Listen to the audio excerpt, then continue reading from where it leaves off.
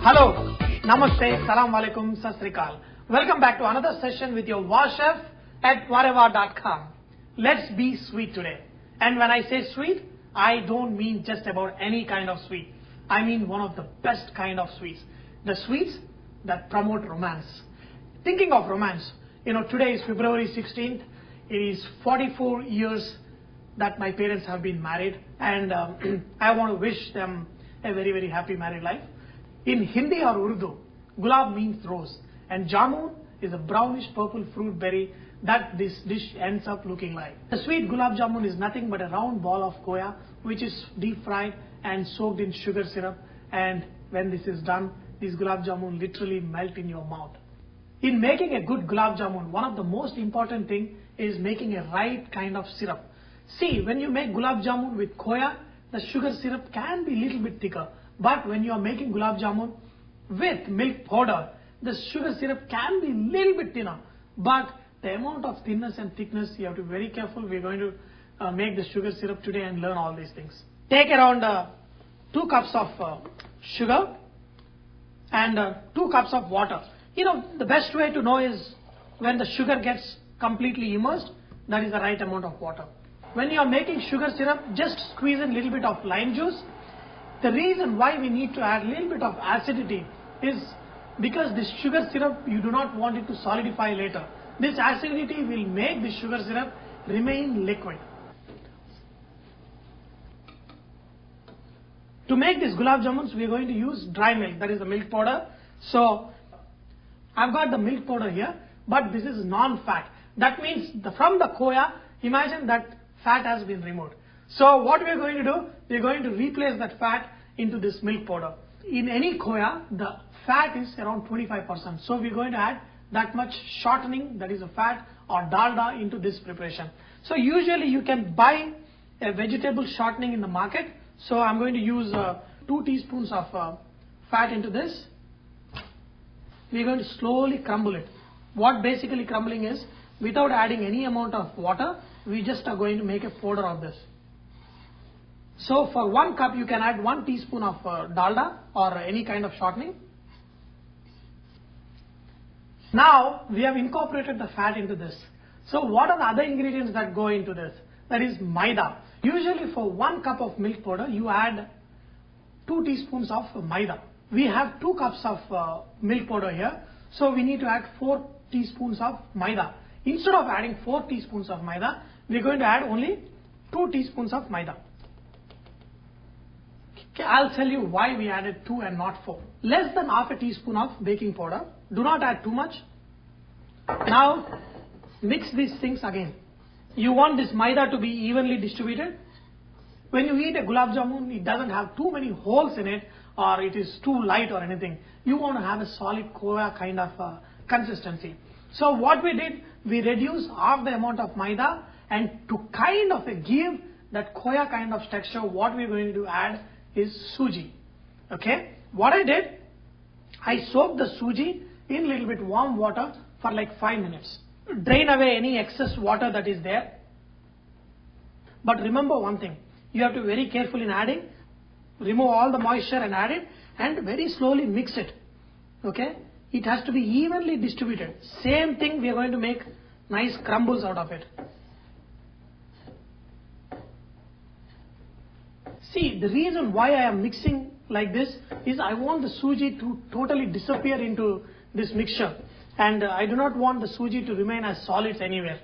Now this mixture is all ready to make into gulab jamun, but now we are not going to knead this dough. For the gulab jamun mixture, you never have to knead the dough. All you have to do is add a little bit milk and slightly mix it and leave it for 5-10 minutes. Okay, so I'm going to sprinkle a little bit of milk, just to sprinkle a little bit of milk, and then slowly it will start becoming solid. See how it is becoming like Khoya crumbled. Now slowly it will become into a nice ball. Now look at this. This is not become like a dough. A dough expands. This is not expanding. It is breaking into small pieces very easily. So that is the right consistency for making gulab jamun. Okay, if you have ever seen a Khoya ball, it will just look like this and it is very nice soft. Just take a cloth or something and just cover this dough for a few minutes. And in your sugar syrup, add a little bit of rose water, that is flavoring that goes for a Gulab Jamun. Add a little bit of rose water. After you rest it for like around 10 minutes, just divide into small balls. You should be able to just break it.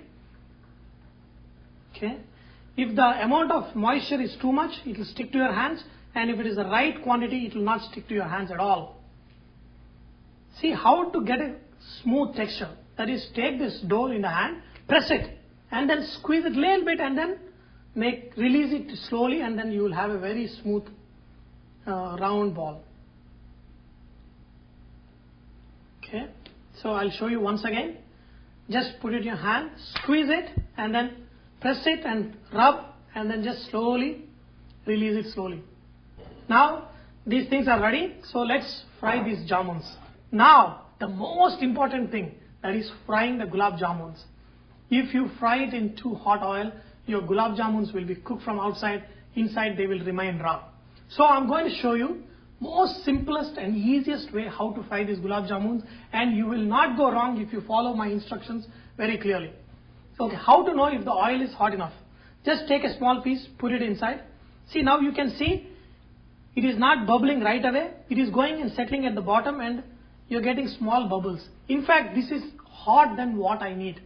So I'm going to reduce the flame even more. And another way of reducing the heat is just add little bit cold oil.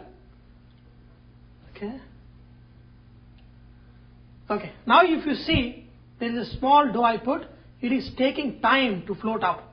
Okay, it is not floating right away up. That is the right temperature that you need to fry Gulab Jamuns.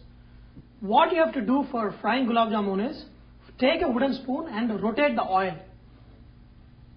I am rotating this oil because when I add these jamuns inside, these jamuns will nicely rotate and get nice color. So I'm just going to add one. This is a very good temperature for the frying the Gulab Jamun, so I'm going to add more. Okay, at the same time I'm going to keep this oil rotating. These Gulab Jamuns will float on the top only when they become nicely swollen. Just keep rotating this oil a little bit. Okay, without touching the Gulab Jamun. If you touch the Gulab Jamun, you may crack them open.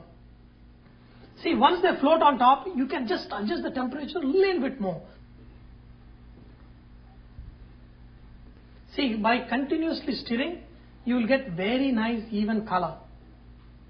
It should take around 7 to 10 minutes for these Gulab Jamuns to be ready.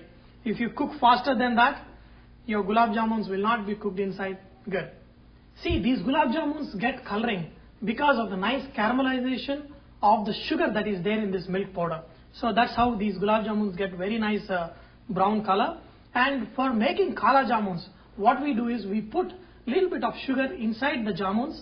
So when you fry them, the sugar comes out and it becomes little bit black, and then that's what you call Kala Jamuns. And in the sugar syrup, you can add little bit of cardamom powder that gives a nice flavoring for your Gulab Jamuns. These Gulab Jamuns are ready. See, look at this beautiful color. Wow. Add these jamuns into sugar syrup. Wow. When you add these Gulab Jamuns into your sugar syrup, make sure the syrup is nicely hot. Just bring it to a boil, stop it, and then immediately add your jamuns.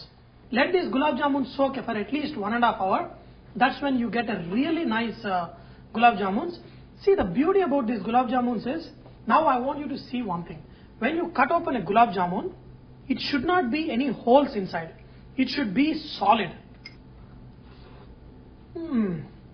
Trust me, make the Gulab Jamuns this way, and I'll guarantee you that you will not be able to tell the difference between the Gulab Jamuns that you used to enjoy in India making with Khoya and these Gulab Jamuns that we made with milk powder.